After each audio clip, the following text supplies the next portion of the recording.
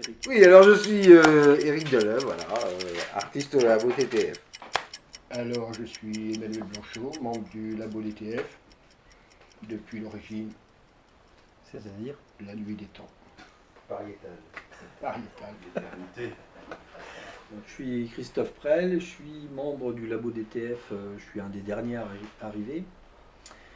Euh, le labo, c'est un collectif qui regroupe des gens qui font de la création, c'est un espace de liberté. En gros, ça regroupe des gens qui veulent créer sans contrainte, on va dire. Le Labo DTF, c'est un collectif de gens qui se réunissent pour créer, pour discuter, pour manger, pour boire. Mais la principale activité, c'est de monter des expos, enfin de créer, de faire des expositions. Présente le labo sommairement. Lieu, Le lieu, le collectif, expérimentation, le collectif. groupe, turgescence,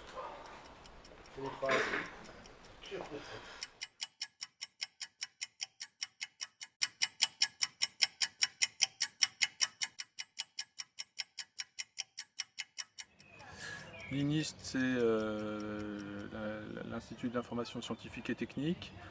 Son rôle historique, c'était de faciliter la transmission de la connaissance. Et donc, il joue le rôle d'intermédiaire entre les chercheurs. Les chercheurs publient des articles, mais les chercheurs doivent aussi rechercher des articles. Et donc, on joue ce rôle d'intermédiaire à l'INIST CNRS. J'étais de passage à l'INIST pour une visite. Et effectivement, il y avait ces amoncellements de revues. Et sachant que l'INIST passait tout au numérique, j'ai posé la question de savoir quel était le devenir de ce papier en fait. c'est une vague, c'est un tsunami. Le numérique emporte tout sur son passage et il est grand temps de s'interroger. C'est-à-dire que sans publication, je ne peux pas travailler. J'ai besoin des connaissances des autres chercheurs, des travaux, des résultats, etc., pour faire avancer mes propres recherches. Alors, on a récupéré quelques tonnes de revues scientifiques donc à l'INIST, qui se débarrassaient puisque ils n'ont plus besoin du papier. On va reparler aussi, mais les chercheurs ont beau être dans un petit bureau au lauréat, on a accès à, enfin, en tout cas, a priori, on a accès à toute la connaissance du monde. Oui. Il suffit d'aller chercher les Oui. publications des autres scientifiques, par internet ou par papier ou par ce que vous voulez, et on peut globalement discuter avec n'importe qui par le biais de ce qu'ils ont écrit en fait. Puis après, Est-ce que l'INIST par exemple t'apporte des solutions pour t'aider à trouver de l'information? et ben, maintenant plus. Non. On s'est dit, voilà, on récupère ces livres, on les met en tas et après on travaille dessus. La publication, ça a une double importance. D'abord une importance réelle parce que quand on a des idées nouvelles, quand on trouve des choses, y compris en sciences humaines et sociales, on aime bien le partager.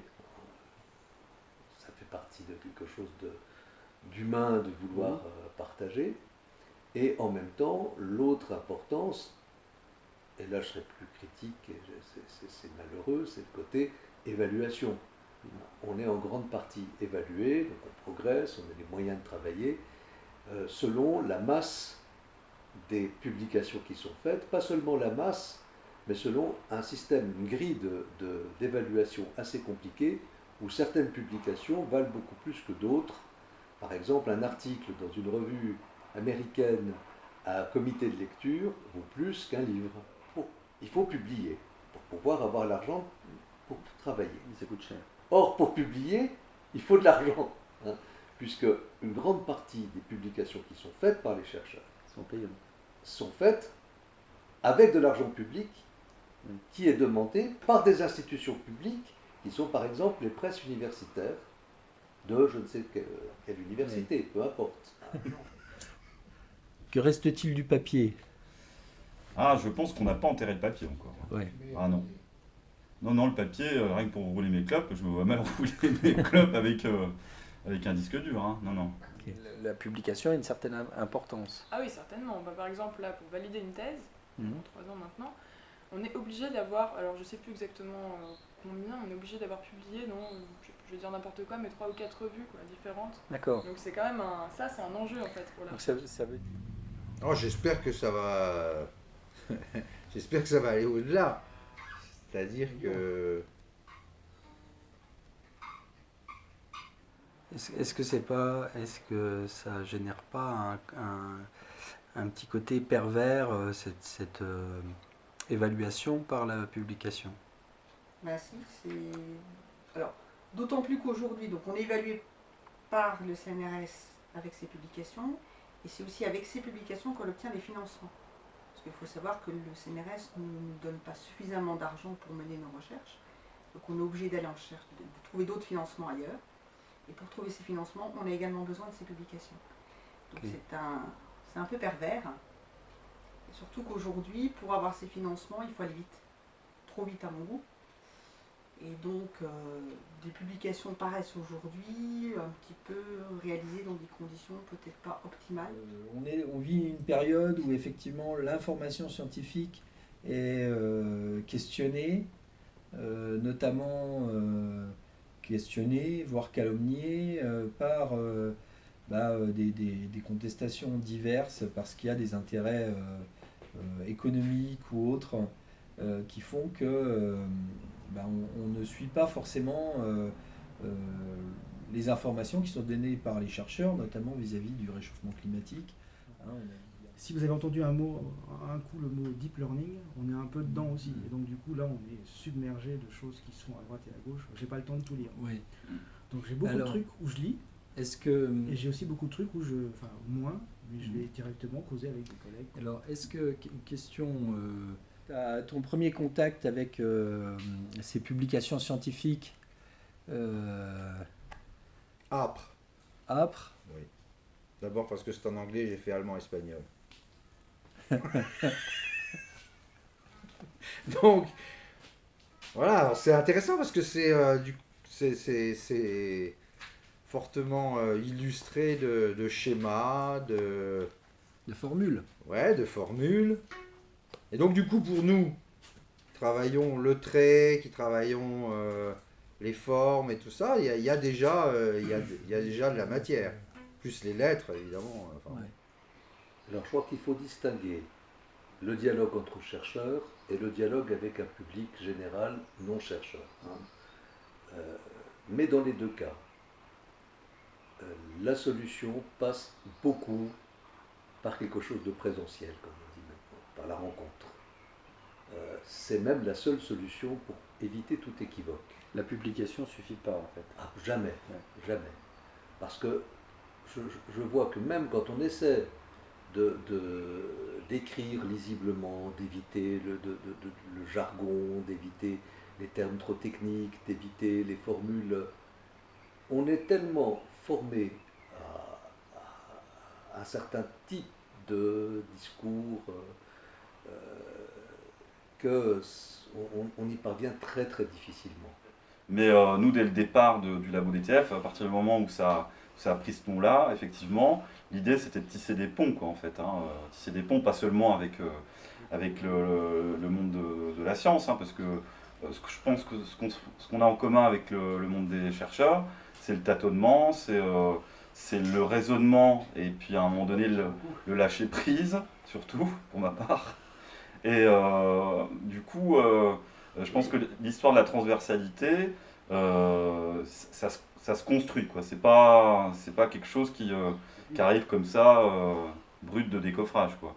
Effectivement, forcément, comment ne pas être sensible à ce décalage, quoi. Parce que c'est vrai que c'est un langage qui est propre à chaque discipline. Moi-même, je ne pourrais pas comprendre de la physique ou je sais pas de l'informatique fondamentale, tout ça, je ne comprendrais pas, c'est sûr.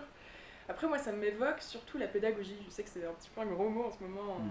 On n'aime pas parler de pédagogie, etc.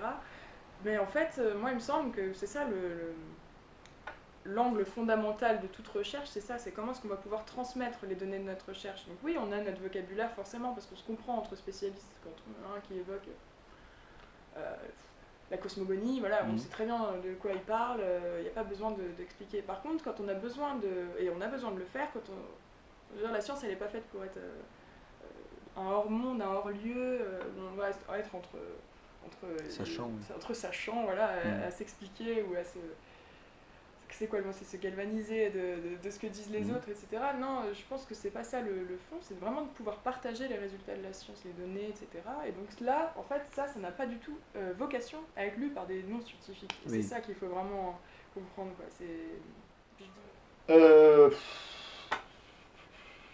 Avec l'information scientifique, avant ça, oui, zéro. Pas grand-chose. Avec la science, oui, ça m'intéresse, quoi. C'est l'idée d'appropriation. Idée que j'aime bien utiliser, que j'utilise souvent, qui est la façon de faire sien quelque chose dont on n'est pas le seul auteur. Hein. Ce terme d'appropriation, j'aime bien l'utiliser en histoire culturelle parce qu'il met en évidence qu'il n'y a pas d'un côté quelqu'un qui soit une sorte de créateur, qui est Dieu, quoi, hein.